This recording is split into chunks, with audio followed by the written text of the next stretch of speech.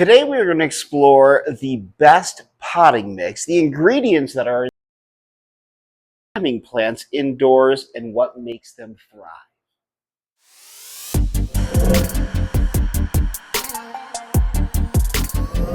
So as we take a look at the best ingredients for our climbing plants indoors, we're going to use this Burley Marks Fantasy here as our test subject. Well, at least one of them, because I have been neglecting this plant for so long, and I'll tell you, it is actually surprisingly one of my favorite plants. So I am so sad that I have not been taking care of it well, and I have to put up some twist ties on it too, because it's kind of, all over the place right now.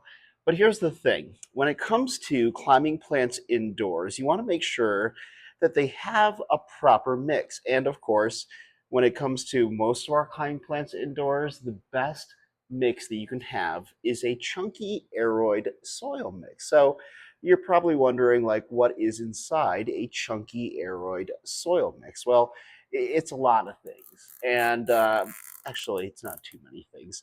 It's actually really simple when you think about it. It is a lot of aeration, different ingredients that'll make it easy for our climbing plants to thrive. So let's take a look. When it comes to creating the perfect chunky aeroid soil mix, it's all about balance and giving your climbing plants the support they need to thrive. Let's break it down. Start with orchid bark. This adds texture and aeration, mimicking the natural environment where aeroids climb trees. Next, tossed in perlite or pumice for excellent drainage, keeping roots from getting waterlogged. Coconut coir acts as the base, retaining just enough moisture while staying light and airy. Add a handful of charcoal to filter toxins and keep your mix fresh. And don't forget worm castings, the ultimate organic fertilizer for healthy growth. This chunky mix keeps roots happy, oxygenated, and free to grow just like in nature. For climbers, it's the perfect foundation to pair with a moss pole or trellis. Strong roots mean strong plants that can climb higher and grow those big, beautiful leaves we all love. A plant like a philodendron Burley Marks Fantasy absolutely loves a chunky aeroid soil mix because not only is it breathable and allows for the plant to just kind of thrive, but it also really helps with the plant's root growth because a lot of these plants, like our philodendron or monstera, that climb on moss poles here inside of our homes. In nature, of course, they would climb on the side of trees, being semi-epiphytic. This plant is actually epiphytic in nature, but it allows for those aerial roots to really grow and thrive because it's just so loose in that soil that it just allows for those roots to just kind of grow naturally. And so, one thing that I have failed to do with this plant is to not only give it adequate light, even though what's nice about the Philodendron Burley Marks Fantasy is that it can tolerate low light. In fact, it's actually a slow growing plant. And for a rare plant, it's really nice for people who are just getting into beginner rare plants because it is a slow grower, but also it doesn't need as much light as a lot of our other climbing plants indoors. So, what I have failed to do though is not only give this proper light, even though it's fine with just little light, but I have forgotten to water it in like I don't know, a month. But luckily, because of all the humidity that goes on here inside my home, it just kind of absorbs a lot of that moisture. But we do need to water it, and so for that, we need to go to the kitchen. Okay, so like I was saying, we have to water this plant, and since it is now, I believe, 11 or 12 feet tall. Oh my gosh, I don't even think I'm going to be able to fit this. I'm going to have to twist it sideways. There we go. It almost hits the ceiling, which is insane because the ceilings are 18 feet high. So yeah, what we're going to do is water this chunky aeroid soil mix. And when I water my plants, I like to use a mixture of water and Alaska Fish Fertilizer 511. Doesn't matter the brand. I just think that fish poop in it really helps with nutrients, and it's natural. So I was told that by a fellow plant friend, my buddy Todd here in Denver, Colorado, a couple years ago. and how it really, really helps your plants thrive. Even during the winter months, I will still put in fish poop inside my water, just a tad bit during the winter months, though.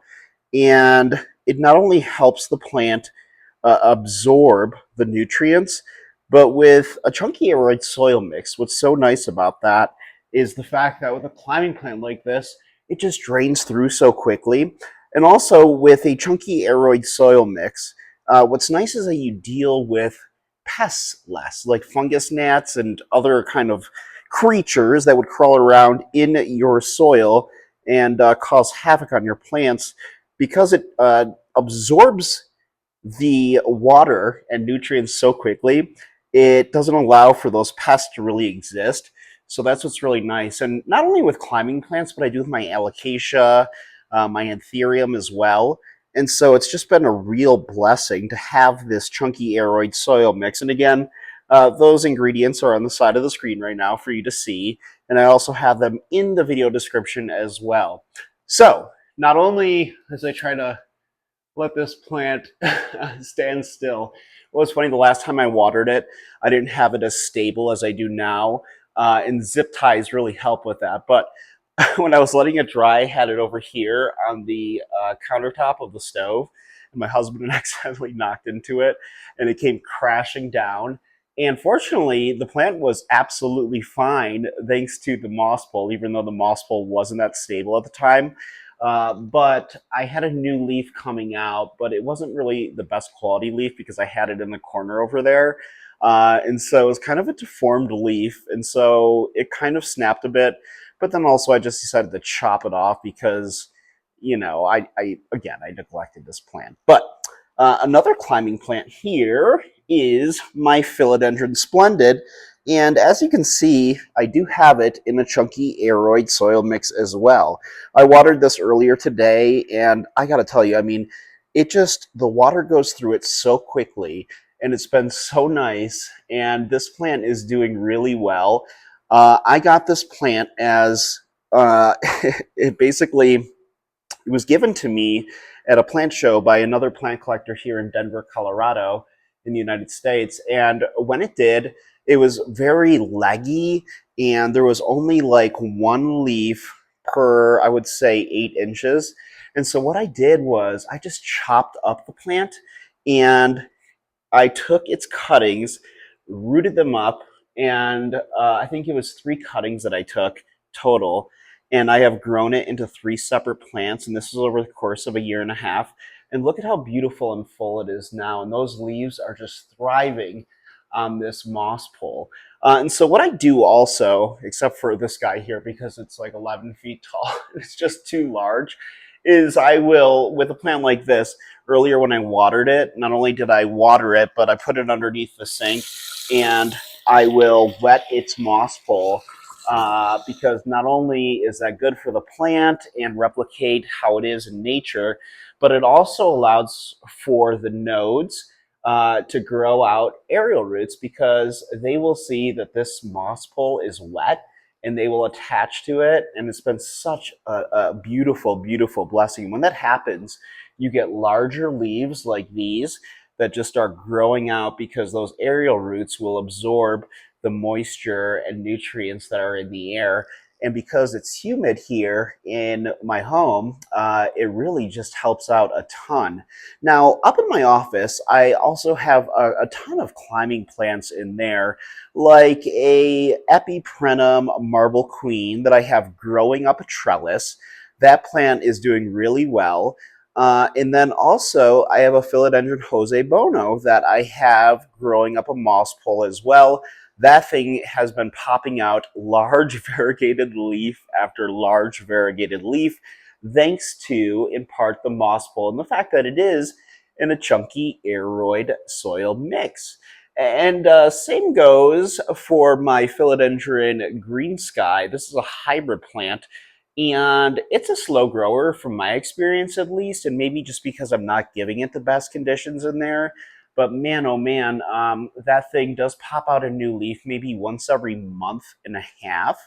And then in my bedroom, you'll see that there is a Philodendron Patriciae, one of my favorite plants, and because of the moss pull and the fact that it's in a chunky aeroid soil mix, that baby has popped out new leaf after new leaf.